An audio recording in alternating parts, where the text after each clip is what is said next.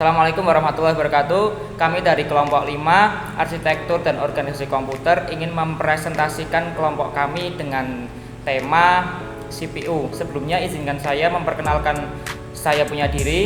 Nama saya Fuad Noval Ihsan dengan NIM 60324054 dan para anggota kami. 1 Hatan Galbi dengan NIM 60320459. Lalu Muhammad Aska Failandri dengan NIM 60324052. Kemudian Muhammad Nasril Ilman dengan NIM 60320471. Dalam presentasi kami saat ini yang akan dibahas adalah 1. Definisi CPU, fungsi CPU, komponen CPU, dan cara kerja CPU. Apa itu CPU? CPU adalah komponen utama dalam sistem komputer yang bertugas menerima instruksi, memproses data, dan menghasilkan output. Sebagian integrated circuit atau IC yang berperan mengendalikan keseluruhan sistem. CPU berfungsi sebagai pusat atau otak dari komputer. Komputer ini juga berperan sebagai penghubung antara perangkat input, perangkat output, dan perangkat penyimpanan, memastikan bahwa semua bagian dapat beroperasi secara terkoordinasi dan efisien. Oke, di sini saya akan menjelaskan fungsi dari CPU. Beberapa fungsi CPU sejatinya telah tercantum pada pemaparan di atas. Namun, untuk lebih jelasnya, berikut adalah daftar beberapa fungsi CPU sebagai perangkat processing pada komputer. Yang pertama, CPU bertanggung jawab untuk mengambil, menerjemahkan, dan menjalankan instruksi-instruksi yang bersumber dari perangkat lunak dan perangkat keras. Yang kedua, CPU menjalankan operasi matematika dan logika. Yang ketiga, CPU memiliki fungsi untuk mengelola aliran data pada komputer. Yang keempat, CPU memastikan data dapat diakses dan dimodifikasi. Yang kelima, CPU mengawasi penggunaan memori komputer, termasuk alokasi memori untuk program dan data yang berjalan. Yang keenam, CPU memiliki fungsi untuk mengelola atau mengendalikan hubungan antar perangkat output dan input pada komputer. Yang ketujuh, CPU berfungsi untuk mengatur kecepatan eksekusi instruksi dan operasi perangkat. Di sini saya akan menjelaskan komponen CPU. CPU terdiri dari 3 komponen utama, yaitu ALU Arithmetic Logic Unit, yang kedua ada CU Control Unit, dan yang ketiga ada register. ALU adalah unit yang bertugas untuk melakukan operasi aritmatika dan operasi logika berdasarkan instruksi yang ditentukan. ALU sering disebut mesin bahasa karena bagian ini ALU terdiri dari 2 bagian, yaitu unit aritmatika dan unit logika boolean yang masing-masing memiliki spesifikasi dan tugas tersendiri. Tugas utama dari ALU adalah melakukan semua perhitungan aritmatika yang terdiri sesuai dengan instruksi program. ALU melakukan semua operasi aritmatika dengan dasar penjumlahan sehingga sirkuit elektronik yang digunakan disebut adder. Tugas lain dari ALU adalah melakukan keputusan dari suatu operasi logika sesuai dengan instruksi program. Operasi logika meliputi perbandingan 2 operan dengan menggunakan operator logika tertentu. Terus, komponen CU atau unit control. Unit control adalah bagian penting dari sebuah unit pemrosesan sentral atau CPU. Jika CPU dianggap sebagai otak dari komputer, maka unit control adalah bagian yang mengatur segala aktivitasnya. Fungsi utama dari unit control yaitu yang pertama, mengambil instruksi, yang kedua, mendekode instruksi, yang ketiga, mengatur eksekusi, yang keempat, mengontrol aliran data, yang kelima, memberikan sinyal kontrol. Dan jenis unit control ada 2. Yang pertama itu unit control konvensional, dan yang kedua unit control mikroprogram. Terus yang ketiga yaitu komponen register. Register merupakan alat penyimpanan kecil yang mempunyai kecepatan akses cukup tinggi yang digunakan untuk menyimpan data dan instruksi yang sedang diproses.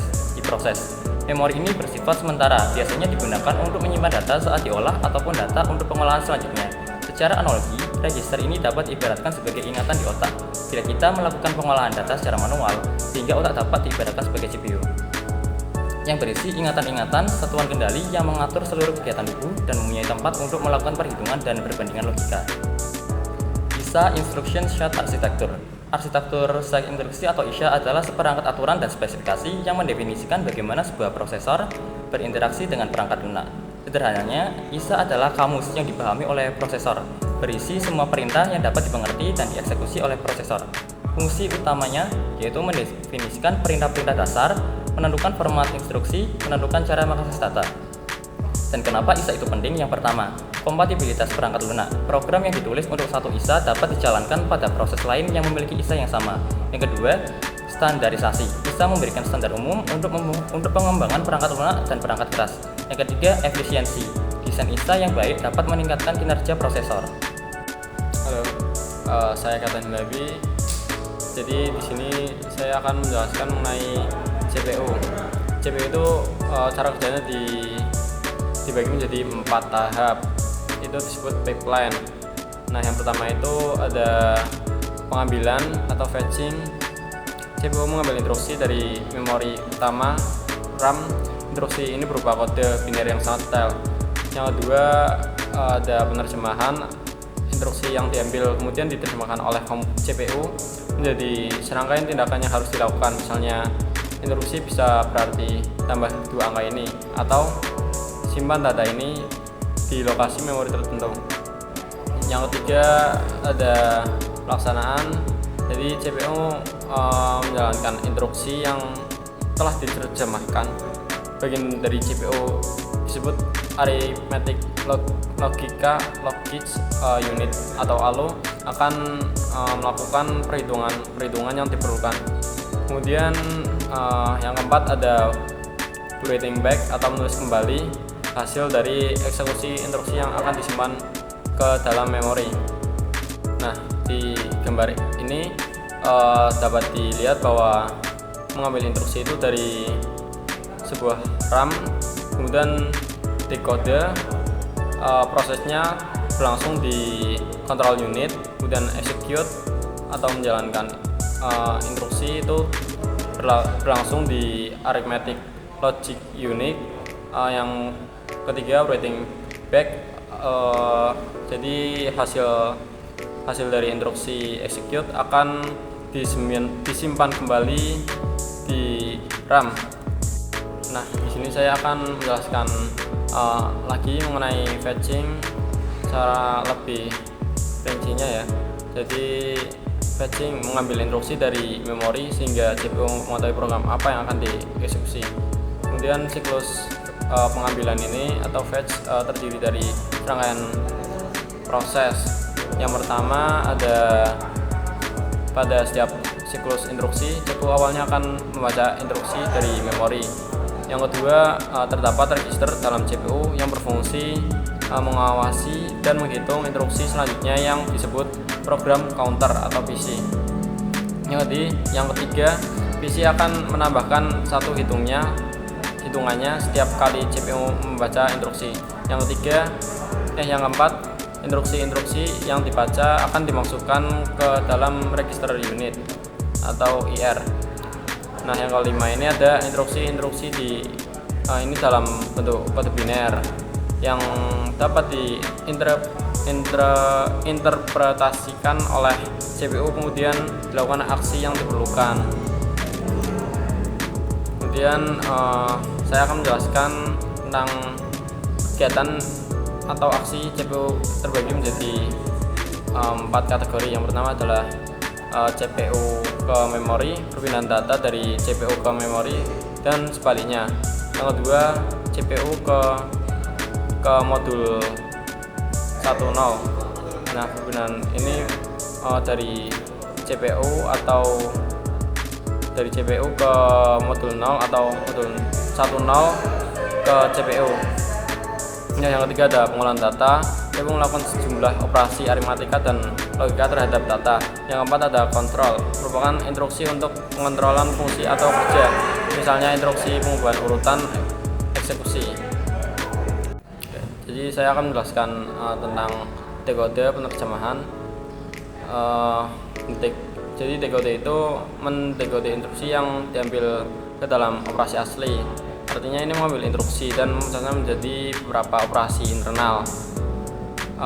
Juga dapat diartikan menerjemahkan instruksi ke perintah kemudian disimpan di dalam register instruksi. Selanjutnya saya akan menjelaskan tentang execute atau menjalankan instruksi atau menjalankan perintah. Nah, ada banyak operasi yang berbeda. CPU menjalankan instruksi yang sudah diterjemahkan kemudian melakukan operasi matematika seperti menambah, mengurangi, mengalihkan, membagi, atau melakukan operasi boolean AND, OR, XOR, NOT. Nah, CPU juga akan membandingkan dan membuat keputusan tentang kode mana yang harus dituju selanjutnya. Keputusan ini disebut branch karena dapat mengarahkan kode ke tempat berbeda karena cabang, artinya sesuai keinginan user.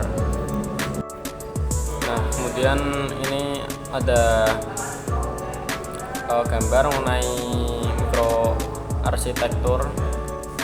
Nah, front end itu ada fetch, kemudian decode, umumnya memiliki 6 sampai 10 stage. Kemudian ada back end, itu execute dan write back, umumnya juga 6 sampai 10 stage. Nah, kemudian ada pipeline depth. Semakin berjalannya waktu, jumlah rata-rata jalur pipeline akan bertambah atau telah bertambah. Jadi saluran pipeline ini sangat mirip dengan perakitan, misalnya perakitan mobil.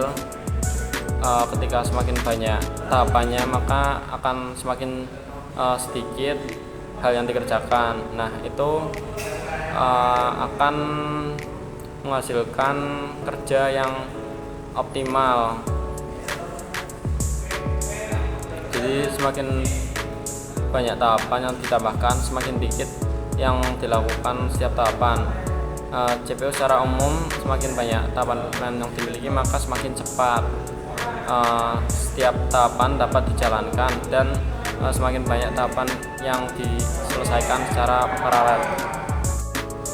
Nah, kemudian ini ada gambar mengenai mikroarsitektur. Nah, front end itu ada fetch, kemudian decode, umumnya memiliki 6 sampai 10 stage. Kemudian ada back end, itu execute dan write back, umumnya juga 6 sampai 10 stage. Kemudian ada clock speed. Clock speed ini setiap pipeline itu dikendalikan oleh clock speed. Nah, artinya setiap data yang berpindah dari satu tahap pipeline ke tahap berikutnya. Clock speed itu merupakan ukuran dari seberapa cepat komputer dalam menyelesaikan perhitungan dasar dan operasi dalam satu siklus. Clock speed ini frekuensi kecepatan tindakan yang sangat tinggi. Satuannya megahertz dan gigahertz. 1 megahertz itu artinya 1 juta siklus per detik. Kemudian 1 gigahertz 1 miliar siklus per detik.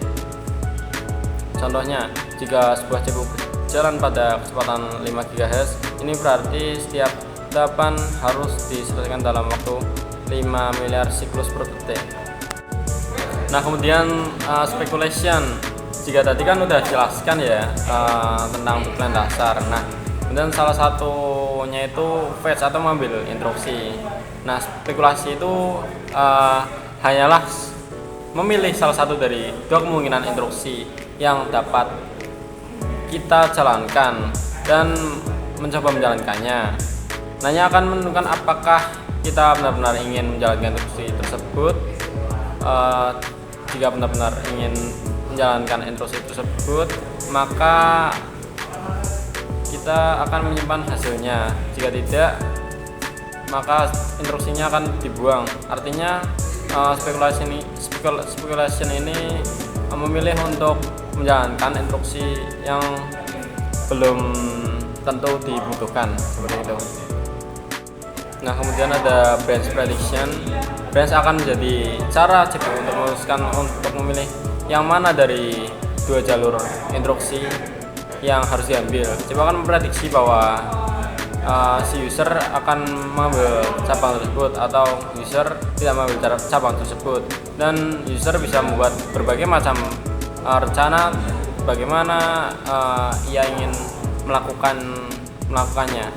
Nah, branch prediction ini ada dua. Yang pertama ada static branch prediction. Metode ini memilih instruksi spekulatif berdasarkan hanya dengan memilih cabang itu sendiri.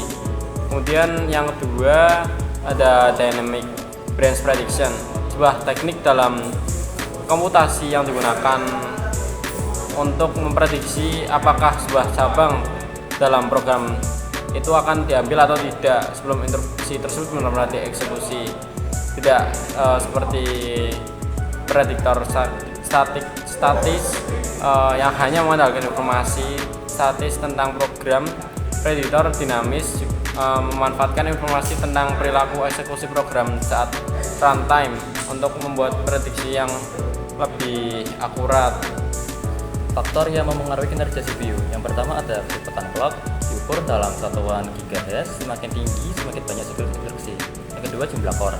Lebih banyak inti meningkatkan pemrosesan simultan. Yang ketiga cache, mempercepat akses data yang sering digunakan. Yang keempat set instruksi, mengatur perintah yang dimengerti CPU.